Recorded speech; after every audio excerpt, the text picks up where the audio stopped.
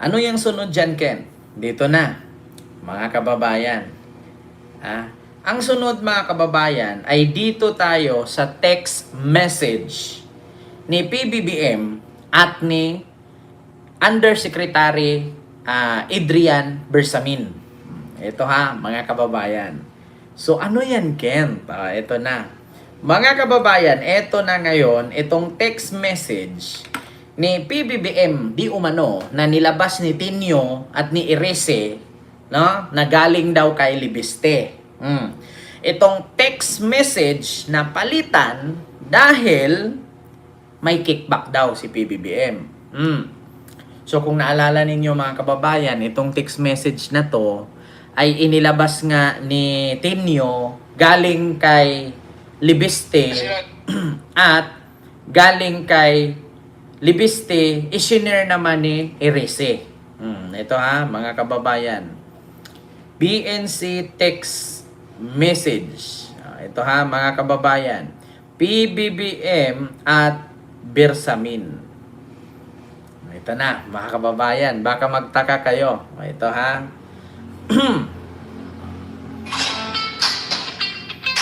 Ito ha, mga kababayan. May ads lang. Ito na.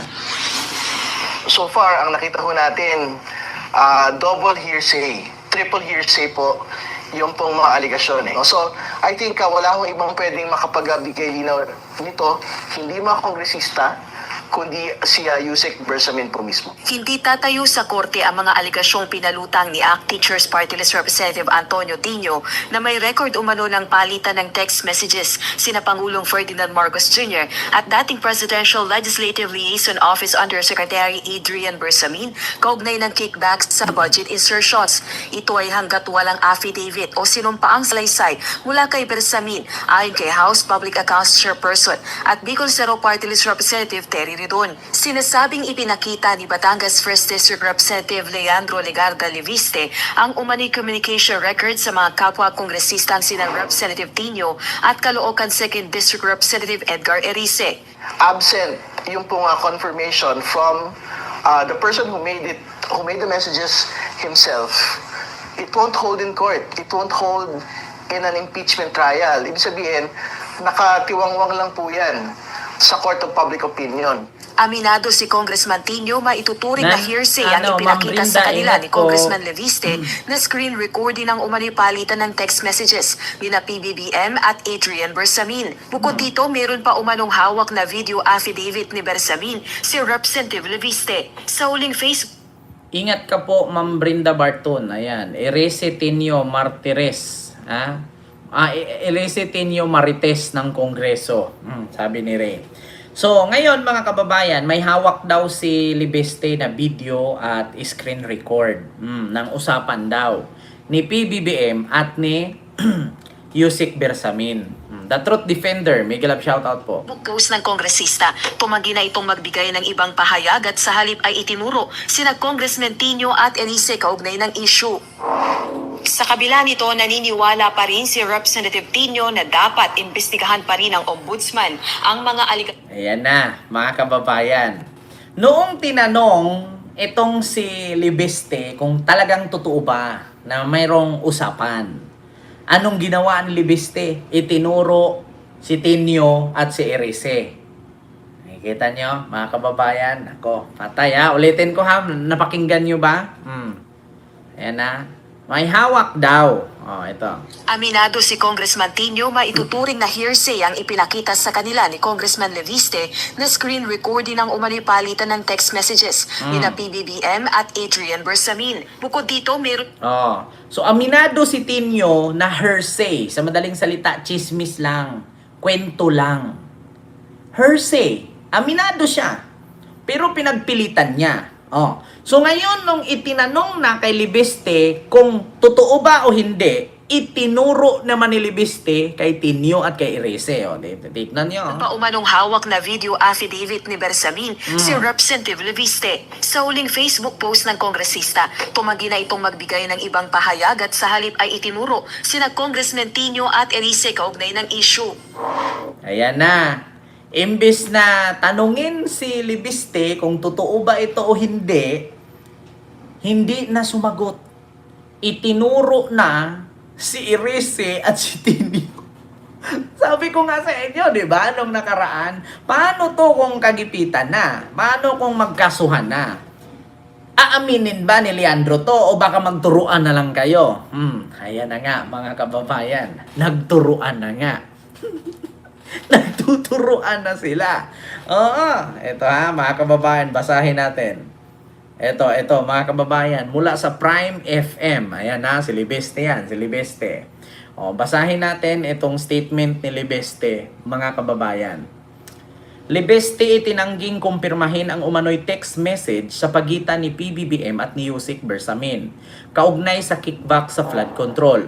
Walang direkta o malinaw na sagot si Batangas 1st District Representative Leandro Libeste kaugnay sa umano'y palitan ng text message sa pagitan ni Pangulong Ferdinand Bongbong Marcos Jr. at ng dating Presidential Legislative Liaison Office Yusek Adrian Bersamin patungkol sa kickback mula sa maanumalyang flood control project. Ayon kay ACT Teacher Party List, Antonio Tinio, isa umano si Congressman Libiste sa mga source ng nabanggit na text message. Kaya siya ang nagsapubliko nito dahil siya ang makapagpaliwanag kung paano niya yan nakuha. Pero idiniin ni Libiste sa mga nagtatanong kung totoo bang may hawak siya na iba pang ebidensya kaya pinakausapan siya mag-abroad. Pinakausapan siyang mag-abroad ay panuorin na lang ang mga pahayag ni na Representative Antonio Tinio at Irigay Irese. Ayan na, mga kababayan.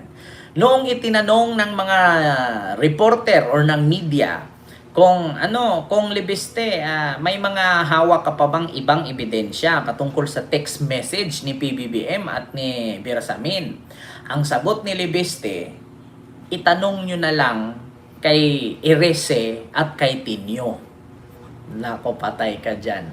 Nako, meron na namang makasuhan ng ethics complaint nito, mga kababayan. Parang may susunod naman kay Kiko Barsaga. Naku, mga kongresistang chismoso, tragis na yan, naninira kayo ng reputasyon ng presidente. Nagkikwento-kwento ang mga diputa, tapos yung kwento nila galing din sa kwento, kaya ngayon tumanggi na itong source nila, kasi wala din namang hawak, nagtuturoan na. Ayan na, mga kababayan, Nako, sino kaya ang malakas na loob mag-file ng ethics complaint sa mga ito, mga kababayan? Ano to? Pag si Kiko Barsaga nagsasalita, ethics complaint agad. Pero pag itong mga matatandang kongresista, si Igay Irese at si Tinio, okay lang? Fake news? Kasi tignan ninyo, ang sabi ni Igay at ni Tinio, galing kay Libiste. Noong itinanong si Libiste, tanungin si Igay at si Tinio. Ayan na, putang ina, nagtuturuan na ang tatlo. Paano to ipaliwanag ngayon?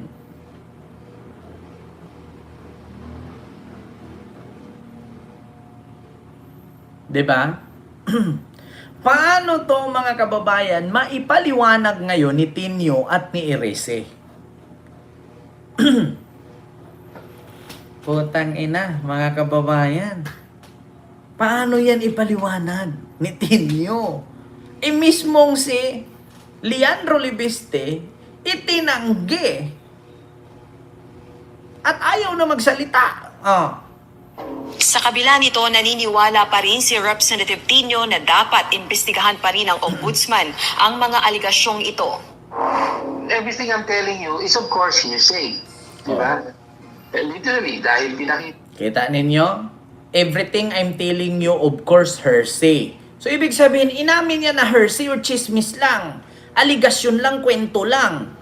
So, wala pala talagang totoong source niyan kasi nga, narinig lang niya kay Libiste, ikwininto niya sa media, tapos ngayon nung hinanapan itong si Libiste, ituro naman ni Libiste kay Tinio at kay Irese. So ito namang si Irese, narinig niya kay Tinio, ikinalat din niya sa social media, sa mga interviews.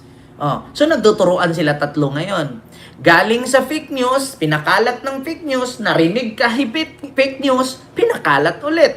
Nagtuturuan silang tatlo. Lang sa akin, wala naman ako doon. No? So, now,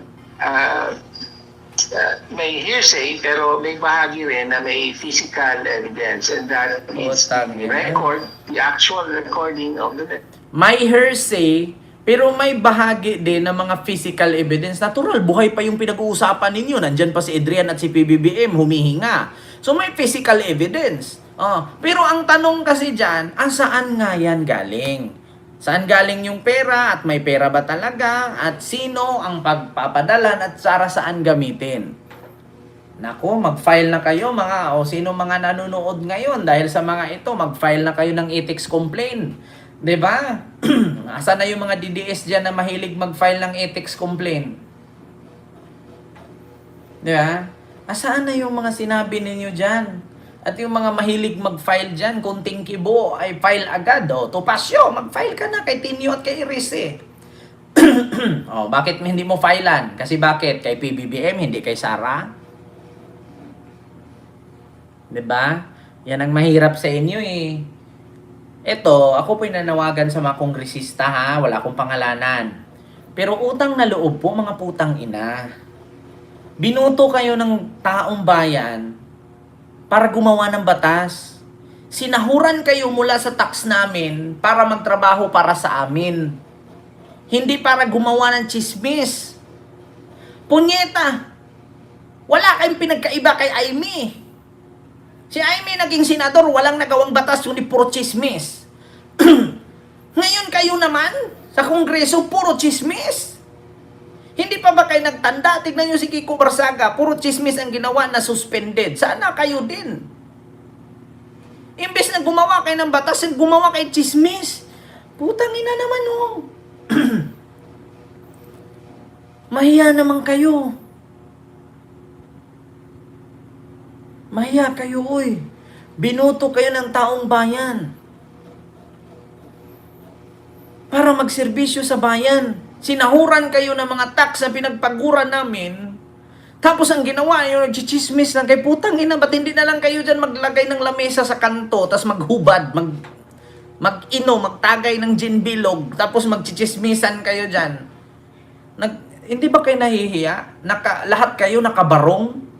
Wala namang burol, wala namang patay. Tapos yung bahay ninyo, lagpas pa sa bubong. Araw-araw nakabarong. Yung mga kinakain ninyo dyan, ang gaganda sa mahabang lamesa. Kaya nga sa kanta ni Black Nine, tao po na nakaupo, subukan nyo namang tumayo. At baka matanaw ninyo ang tunay na kalagayan ko. Hindi yung chismis ang inatupag ninyo. Putang ina Congressman ba kayo o congresswoman? Putang ina naman, mga kababayan. Nakakamura. Yung ginawa ninyo dyan, kung gumawa kayo ng batas, ibalik ninyo ang bitay, edi putang ina. Ang ganda sana ng ating bansa, putang ina, puro kay chismis. Tapos pag tinanong kung saan galing, nagtuturuan kayo. Ayan na, mga kababayan. Sana may mag-file ng mga ethics complaint dito sa mga to. Sana ba ito si Congressman Puno? Ba't hindi mo ito pangaralan, Congressman Puno? Sana ba ito si Sandro Marcos? Bakit hindi niyo ito galawan ng aksyon itong mga kapwa ninyo kongresistang mga chismoso, katatanda na? Mga bakla ba itong mga to? May mga asawa ba to? 'Di ba? Diyos ko po naman. Oh my goodness. So yun lang po mga kababayan, no? Yung ating reaction sa mga oras na ito, no? Alas 9 na po. So later, maya-maya siguro, no? Mga kababayan ay may pag-uusapan tayo ulit, no? So, yun lang mga kababayan, yung ating live sa mga oras na ito, no? Mag-ingat po kayo palagi. 'Di ba, Ma'am Ima Batikos? Mapapamura ka talaga, kaya pasensya po mga kababayan. Kung sa bawat reaction at live natin ay makapagmura tayo, dahil po, sino ba namang hindi mapamura? Buti nga tayo, nagmura lang, sila. Buti nga tayo, nagmumura lang. Pero sila putang ina, inubos nilang nakawin at linlangin, no, ang taong bayan. Kaya may karapatan tayo magmura. Sila nga may karapatan magnakaw eh. 'Di ba? Buti nga tayo nagmura lang, sila nagnakaw. O alin ang mas makasalanan? Yung murahin mo yung mga buhaya o yung nakawan ka ng mga buhaya? 'Di ba? So yun lang, mga kababayan, yung ating reaksyon. Maraming salamat po sa inyong lahat. So God bless. Thank you. Hindi ko po kayo maisa-isa, mga kababayan. Mag-ingat po kayo palagi at magkita po tayo ulit.